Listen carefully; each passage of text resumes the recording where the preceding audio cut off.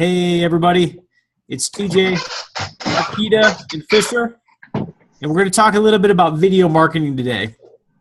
I've been super impressed at how Markita's been taking action and sending weekly videos out. She's essentially participating in something we called Realtor Recon, but what she's doing would work for any type of program. She's just specifically branding herself as a VA specialist, but ultimately, the thing that's really working well for Markita is that she just has a consistent plan to do it every week. And, since she's been doing it, it seems like, I don't know, I mean, I hear that her numbers are going up and up and up. I hear that she's getting lots of people reaching out to her. And I don't know, I just want to hear her opinion on how the video has helped her plan this year and kind of what it's done to increase the ability for her to find her ideal clients. Yeah, so you're correct about all three. That I've been getting contacted more and recognized more. And honestly, in the past, I know this military mortgage boot camp, I did VA loans and talked about it and was an advocate for it. But by putting myself on the video consistently every week, now more and more people are accepting that. So we would maybe do a video one day, 1 month about a VA loan and then about FHA. But just by staying consistent every week, I'm getting reached out to by agents, people with questions. I even got a question from California today, which I thought was odd. I don't know where they saw the videos or why they, chose me, but I think it all has something to do with it, and it's just having a little snowball effect. Okay, I think that's awesome. I think the biggest thing is what you said. And Fisher said a few times here, is consistency. Something that we all have done time and time and time again. What we talked about on last week's LOA call, the shiny objects, right? We all say that we want to do one thing and we want to focus on this. And then Fisher says, yeah, but guys, boot camp members are kicking ass by doing this. And then, Brian Stevens puts a post out there on the National Real Estate Post about how, double wides or manufactured homes are the way to go. And everyone's like, I want to do a video on that. I want to put that out there. But you consistently branding yourself as a VA person, knowing that you are an advocate for VA loans, you enjoy doing VA loans, it just wants to be part of your business or the major part of your business. But you're putting it out there of who you are, what you want to be, you're starting to get the business back. And I think that's probably, the biggest lesson that we can learn here. Wouldn't you guys agree? Oh, yeah, absolutely. Absolutely. And like I said, we did it before, but we basically at this point have been like 12 weeks straight and try to, do something for 90 days and see, what the return is for us on the business. So I'm ready to double it up because it's definitely working. Now, Markita, you told me earlier some of the things that you've been doing. So once you make your video, you edit it just a little bit. I can maybe show that in a few minutes, but let's say you've already got your video done. How do you get it out there? Because I mean, to me, this is you can have the best message in the world, but if nobody sees it, it doesn't matter. So, what are you doing personally right now to get your message out there? So we're posting on a business page on Facebook, personal page on Facebook.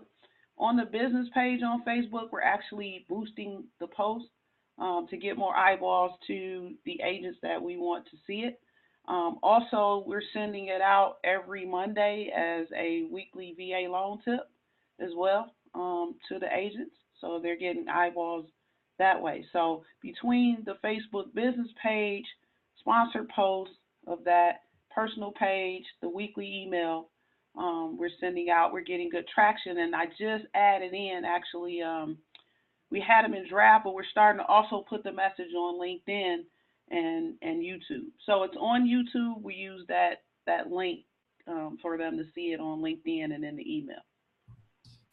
And I think I noticed that when you put it on Facebook, you upload the native video. You don't use the YouTube link, correct? Correct. So no, we do not. So we upload straight to Facebook, and then we take that same video and upload it to YouTube. And we're only basically using the YouTube channel so that when we send it out in email or post it on a LinkedIn or a blog, that we can get the embed code for that. So Facebook is straight on with the video, the raw file.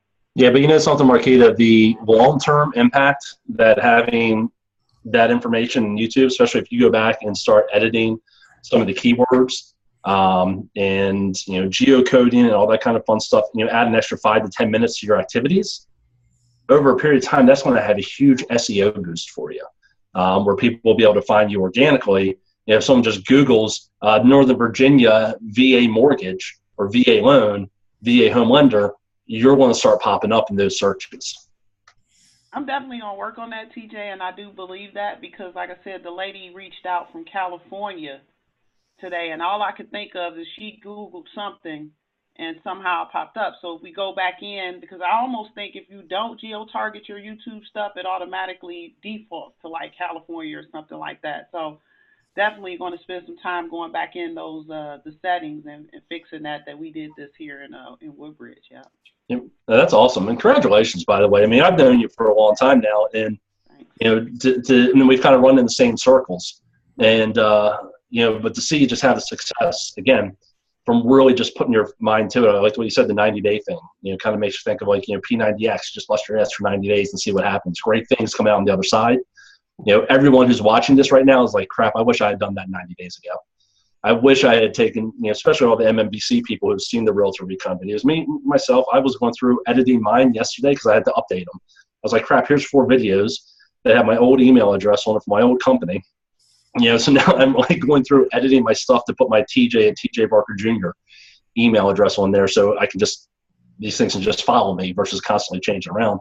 Yeah. But I can pinpoint exactly when I got sidetracked by one little thing, which turned into missing my video for a day, to missing it by a week, to missing it by 3 weeks, to all of a sudden being stuck on week number 4 and thinking, like, shit, I wish I'd done what Markita had done. So, awesome. Congratulations. Well, thanks. And let me give you a little tip. Maybe I shouldn't share it, but it is what it is. So that happens. We're loan officers, right? We just get followed. You get down the rabbit hole, and then you're like, oh, my God. So what we try to do is record 4 videos at one time. So basically record all the videos all at one time and then just work on the schedule for distribution, or else, man, yeah, it definitely could happen. So we like to be ahead of the game with the content as far as that's concerned. Just something that learned over time with trying to do videos consistently. Now, I have a question, and I honestly don't know the answer. I can pretend I do, but are you really scripting these videos out? Are you using an outline? Are you using a teleprompter? What method are you using personally? Because, I thought the way you were presenting in just your verbiage and how you read through everything was so excellent that I actually used you as an example for that other program. I mean, I copied a lot of your scripts and I put them in Word doc format for that program. I edited them a little bit just to kind of shine them up, but I thought it was stellar. And I was just wondering what you did, what thought process you had as you were preparing to make your videos, so that when you get on camera, it comes out, smooth. And, you can just say, oh, it's just all in my head, and I'll think you're even more awesome. But I'm guessing you did a little bit of prep work. So a little bit of prep work, but no teleprompter at all. No teleprompter. And basically, we figure out what the 4 topics are we're going to talk about in just a small outline, a couple talking points, and that's it. And then just try to kind of keep the same format of here's who I am, here's what I have, and then here's what I want you to do. So here's what I have middle part is basically just talking about whatever it is that we're sharing, and here's what I want you to do, whether that's just tune in to the next week's video. So it's right in the middle, and I think it's just really fish for me. It's just a lot of practice. I mean, I've been doing these videos for years, so if you looked at some maybe from 4 years from now, you wouldn't see the same type of delivery. So we're past the point of actually using the teleprompter, just doing the outline and kind of going from there, knowing what our subject matter is. I think that's a big piece, though, Markita. Like when I watch your videos, though, you know what you're talking about. Like you understand it. So when you speak about Tidewater, you actually know what it means that Tidewater's been initiated, right? You're not just throwing something out there. So I think knowing the content that you're speaking about, if you're branding yourself as a VA expert, you better damn well be a VA expert, and know what you're doing, because that comes across on video. like, fake it till you make it doesn't necessarily work in this industry. You know, and if you're putting it out there on video for the whole world to see, you better know what you're talking about. You better be comfortable and confident when you speak about it.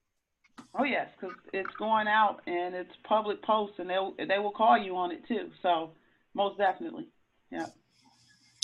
So Markita, I'm going to try something. I don't know if this is going to work or not, Okay. but if it doesn't, we'll hop back. I'm going to try to do a quick screen share, and I'm going to see if I can show one of your videos. I don't know if I got enough bandwidth to make this work, but we're going to give it a crack.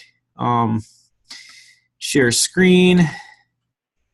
All right. You could just go ahead and embarrass me and do it. Like, I never like to listen to my own videos, believe it or not. So I might have to mute it for a minute. So that's funny. I do a lot of videos, but I don't like to listen. But I don't want that to stop me from moving forward. I just do it, and that's it. Well, is my screen share even working? I don't know if I can get the volume to work. Yeah, you got your screen share, but I don't think you're going to get your volume. All right, here we go. Hey, her seller was seriously. Yes, sir. Hi, this is Markita Woods coming to you with another Realtor Recon. Today I want to kind of have a cautionary tale, I guess it is. I had a conversation with a realtor about what fees were allowed or not allowed for the veteran to pay. Her seller was seriously thinking about not taking an offer because she thought the fees that she would have to pay on the veteran's behalf would be higher than another loan type. But we had to explain to her that most of the fees actually are allowed to be paid by the veteran if they're not being charged a 1% origination. So as long as the veteran is not paying 1% origination, yes, they can pay for a termite report, which possibly will come out of the seller credit that's given at the end, but it's a fee that is allowed. But for so long, we thought that a veteran could not pay those fees. So the only time they can't pay those certain non-allowable fees is if they're being charged a 1% origination. But I'm going to tell you like this. Why would you even work with a lender that's charging a veteran 1% anyway? All right, this is Military Mortgage Boot Camp. I'll see you on another Realtor Recon.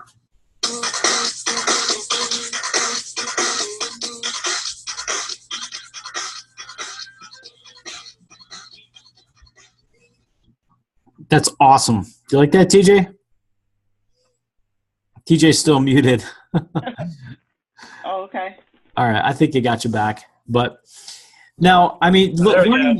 Yes, I liked it. Especially when you did the screen share, I lost my capability to unmute myself. So, but awesome job. Awesome job. Oh, So how hard is it to do the intros and the outros?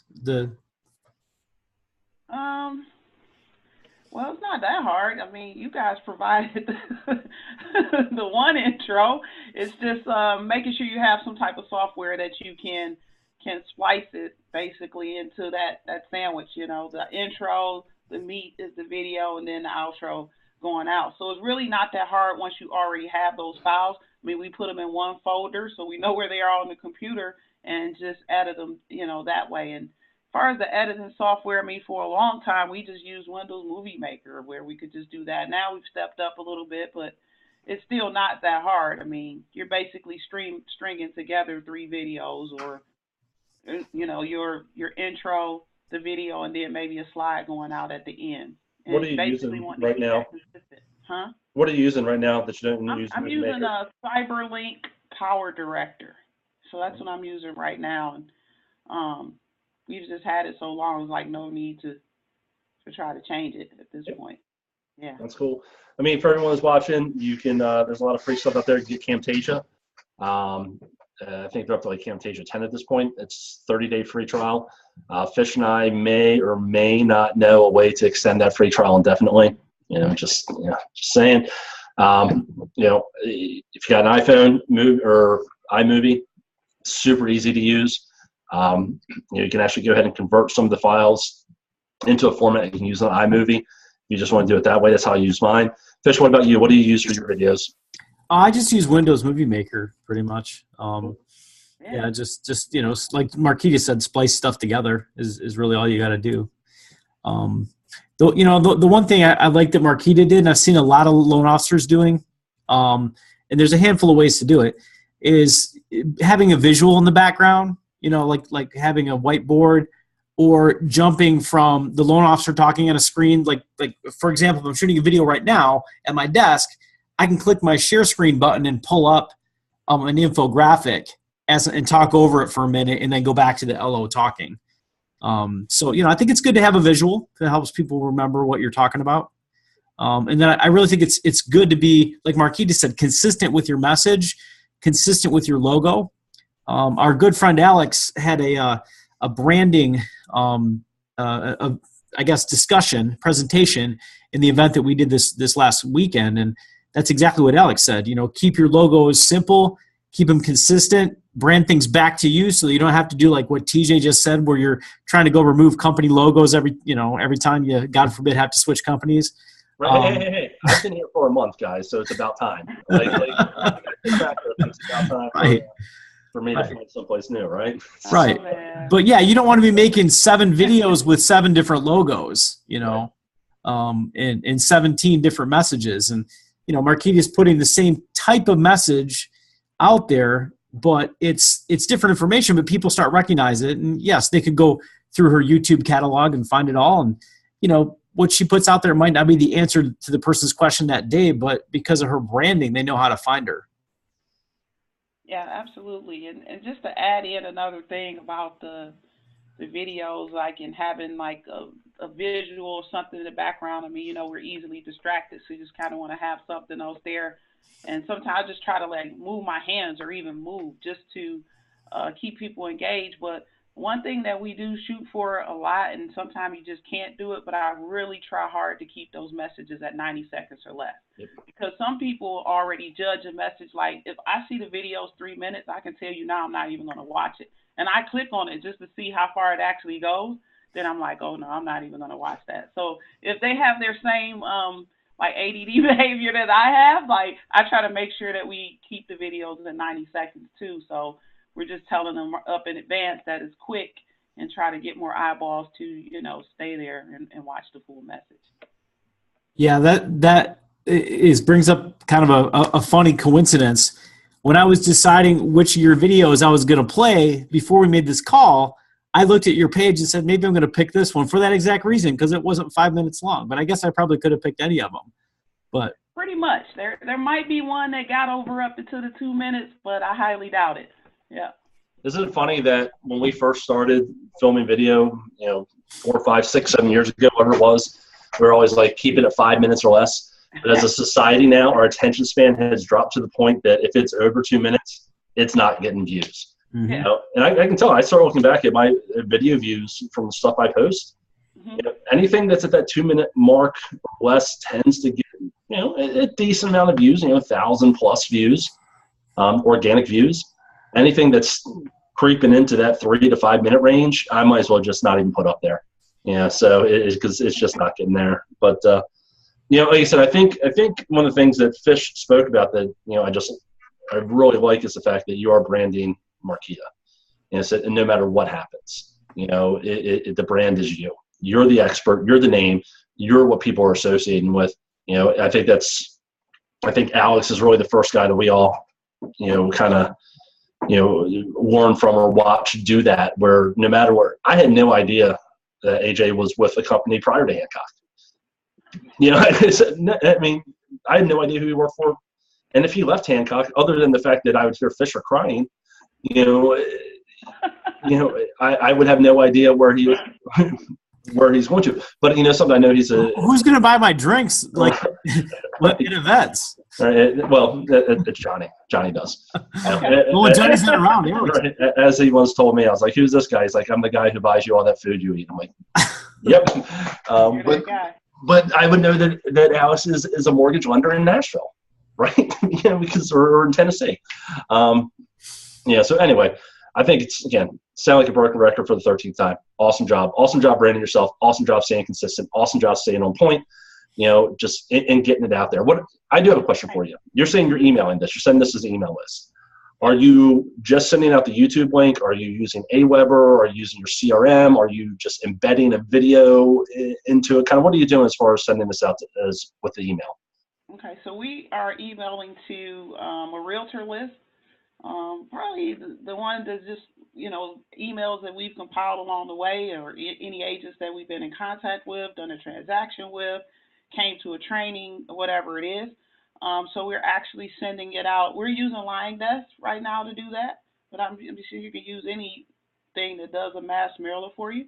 So we're using Line Desk and just scheduling it out to go out every week. And in the video, though, we are using the YouTube link, but we're posting the picture as if the video is there, and then when they click, they have to click out. So if somebody's using BombBomb or something like that, they wouldn't have to do that extra step, but that's what we're doing. So when you open the email, it looks like the YouTube video is there, and it's just a still shot, and then we're hyperlinking that over to watch it on YouTube. Very cool. Very cool. That's an old mortgage marketing animals trick, isn't it? Yeah. From back in the also, day. Yeah. Yeah, where we would put like that little play button there or something. Exactly. you already peeped the game, right? For sure. Yeah, screenshot it, slap it in there, and like watch the video right there, and they click it. And then what we did on YouTube is actually put in the playlist. So once the video ends, another one starts. So maybe if they didn't see some other ones, I can kind of reel them into, watching some more or whatever, or seeing that there's some other ones are there. So we added to a playlist. Nice. Yeah. Awesome job. Thanks. What else you got, Fish? Nothing, man. I'm enjoying, because I think Markita has taken more imperfect action than I have on this, and I'm impressed. And the one thing I mentioned earlier in the call, and I don't know the facts, but I think your production has been pretty good, and I think you're taking a lot of VA loan applications. I mean, is that accurate? Or, I mean, we're not just kidding anybody here. I mean, actually, you are getting a ton of inquiries and taking apps, right? I am getting more inquiries and apps. So it hasn't like doubled to the point that I want yet, but you know how you kind of feel the momentum going, where you're like, okay, it's about to happen. And the reason why is because these apps are not the normal, like my normal agents that, you work with. Like, you've been around a while, you're like, all right, well, I already know I'm going to do, 3-4 deals or whatever with whoever. But these are starting to come in from people that I haven't worked with. And that's the exciting part, because they're allowing us to get the opportunity to do this one deal. And ultimately, the goal is going to be to wow them and then get all of their business. So that's what excites me about it, is that I'm getting new applications from new agents that I hadn't worked with, and now an opportunity to shine there and build a relationship with them there. So I'm not asking for anything right now, but the opportunity to do this, just do a good job, and then go from there. Now, are they primarily VA applications you're getting, or is it a mix? No, they're actually primarily VA, which actually works for me, because like just said, that is my perfect client, and that avatar fits, and that's where I'm most confident at anyway. So I'm loving that approach of it. So yeah, people are giving me actual new shots on VA loans right now that I haven't worked with. So that's either awesome. Shopping with the pre-approval or things like that. So no, that's awesome. Like I said, and I think that's really the point here, Fish, is it's not just that Markita's put a video out there and her business has gone up. It's the type of business. The increase is the type of business that she truly wants. So a year from now, you could be at a point where you are 70, 80, 90% VA doing the type of business you want to do. It's what Fish keeps talking about, repel and attract. And it's something, you don't worry about the stuff you don't want, focus on the stuff that you do and put it out there, and eventually it's going to come back to you. So, and it's making the conversation easier too, because we put it out there. Like, I feel more confident now just being like, hey, John, I know you work with Scott, but for VA, you already know I'm the best person. So at least for your VA deals, you need to at least send them over to us, because you know that we really do specialize in working on taking good care. So that's been easier conversations too, to approach agents about sending business, because I mean, nobody wants to be, hey, hi, send me a loan. But I feel like, okay, we have more of a reason, and the more things that they see we do, and then we have the social proof that goes behind it. So like I said, I feel like it's just all a snowball effect, and ultimately it's just what you said, TJ. The goal is after a year is to really be at 80% VA without actually working for any of those companies that say they serve veterans but really don't, right? Awesome. The next step is we're going to go ahead and have you go and be a 2 or 3K expert and brand yourself as that. So you're going to go put the videos out there that you're only doing 2 or 3K, and you'll have 80% of your business in here from now all be rehab. That'd be funny, dude. All right. Hell no. All right, last thing I got, and then we should clip this because we always say we're going to make short videos, and they're never short. Never short. Okay. But if you guys don't know, Markita was talking about taking shots, and she's got a pretty wicked jump shot. I know if you're watching this video for the first time, you never met Markita, former WNBA right there. She will school you. No, she has yet to beat me in one-on-one. So I would like to see that. Just saying that. I would like to see you. She is yet to win. Actually, maybe not one-on-one. I want to see a game of horse. She gets a woman-sized basketball, and straight up game of horse skill set. Markita, look, if the wind's blowing just right, and the rim it gets dropped down to the kids' rim, I can still dunk. All right, these 43-year-old knees can still get up a little bit. So, but dude, you called it though. You said you could still dunk. Yeah, I can. I can. I go out and smack the backboard and be like, yeah, like I dunked on somebody. So that's all right. You can still jump higher than fish. So.